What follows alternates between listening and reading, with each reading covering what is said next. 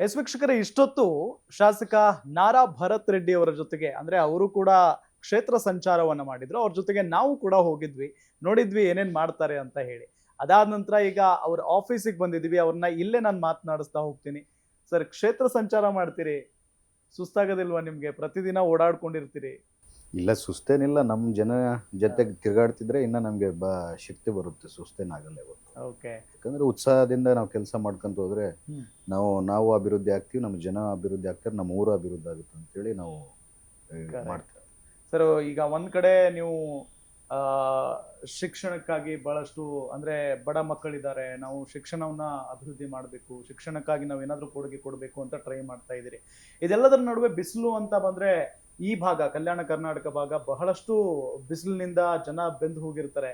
So ಈಗ ಮಿಯಾವ್ ಯೋಜನೆ ಅಂದ್ರೆ ಫಾರೆಸ್ಟ್ ಯೋಜನೆ ಅಂತ ಕೇಳ್ಪಡ್ತಾ ಇದ್ದೀನಿ. ಹೌದು, ಮಿಯಾವ್ ಯೋಜನೆ ಅಂದ್ರೆ ಅದು ಜಪನೀಸ್ ಒಂದು ಟೆಕ್ನಿಕ್. ಅದು ಡಿಫ್ರೆಂಟ್ ಕೈಂಡ್ಸ್ ಆಫ್ ಇವು ಪ್ಲಾಂಟೇಶನ್ಸ್ ನ ತಗೊಂಡು ಚಿಕ್ಕ ಚಿಕ್ಕ ಜಾಗದಲ್ಲಿ ಕಮ್ಮಿ ಸ್ಪೇಸ್ ಅಲ್ಲಿ ಪ್ಲಾಂಟೇಶನ್ ಮಾಡ್ತಾರೆ. ಒಂದು ದೊಡ್ಡ ಫಾರೆಸ್ಟ್ ಆಗಿ ಬೆಳೆಯುತ್ತೆ. ಬಳ್ಳಾರಿಯ ನಗರದ ಶಾಸಕರಾದ MLA ನಾರಾ ಭರತ್ ರೆಡ್ಡಿ ಅವರ ಹಲವು ಯೋಜನೆಗಳಲ್ಲಿ ಹಸಿರೀಕರಣ ಎನ್ನುವುದು ಒಂದು ವಿಶೇಷ ಯೋಜನೆ.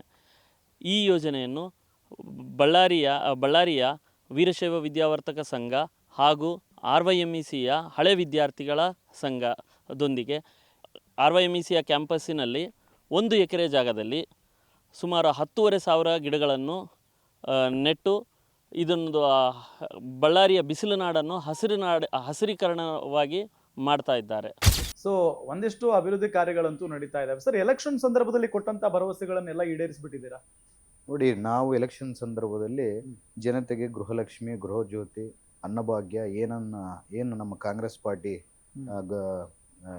ಭರವಸೆಗಳನ್ನ ಕೊಟ್ಟಿದ್ದು ಅವೆಲ್ಲ ಈಡೇರಿಸಿದ್ವಿ. ಅದ್ರ ಜೊತೆಗೆ ಜನತೆಗೆ ರಸ್ತೆಗಳು ಕೊಡ್ತೀವಿ ಅಂತ ಹೇಳಿದ್ವಿ.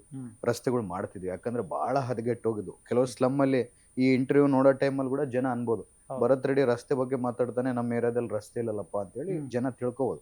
ಆದ್ರೆ ನಾನು ಜನಕ್ಕೆ ನಿಮ್ಮ ಮೂಲಕ ಏನು ಹೇಳಕ್ ಇಚ್ಛೆ ಪಡ್ತೀನಿ ಅಂತಂದ್ರೆ, ಬಹಳಷ್ಟು ವರ್ಷಗಳಿಂದ ಇಲ್ಲಿ ಅಭಿವೃದ್ಧಿ ಕುಂಠಿತವಾಗಿದೆ.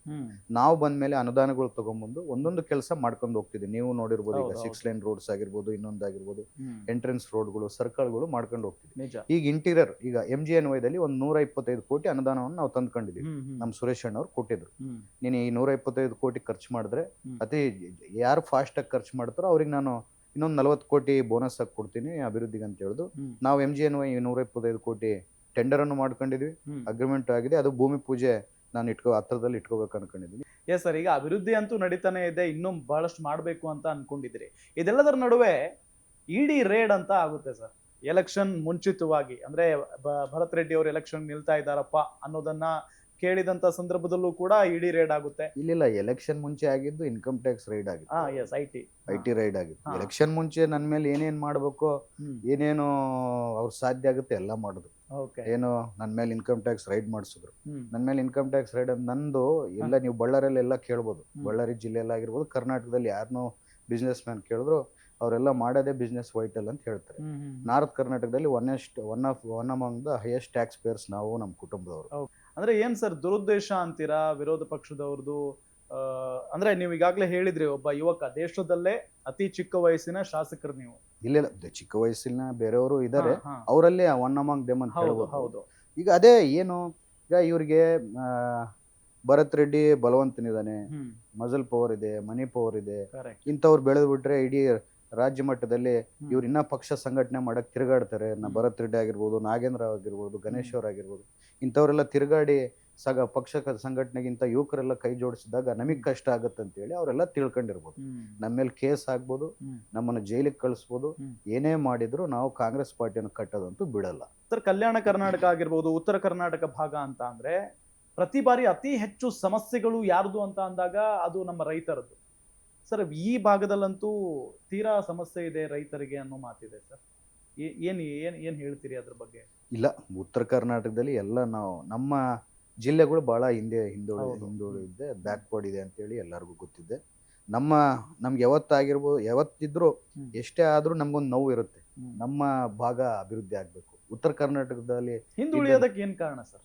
ಇಲ್ಲ, ಬಹಳಷ್ಟು ವರ್ಷಗಳಿಂದ ಈ ಹೈದರಾಬಾದ್, ಕರ್ನಾಟಕ ಇವೆಲ್ಲ ಬ್ಯಾಕ್ವರ್ಡ್ ಏರಿಯಾಸ್ ಅಲ್ಲಿ ನಾವೆಲ್ಲ ರೈತರು, ಮೇಜರ್ ಆಗಿ ಇಲ್ಲೆಲ್ಲ ರೈತರು.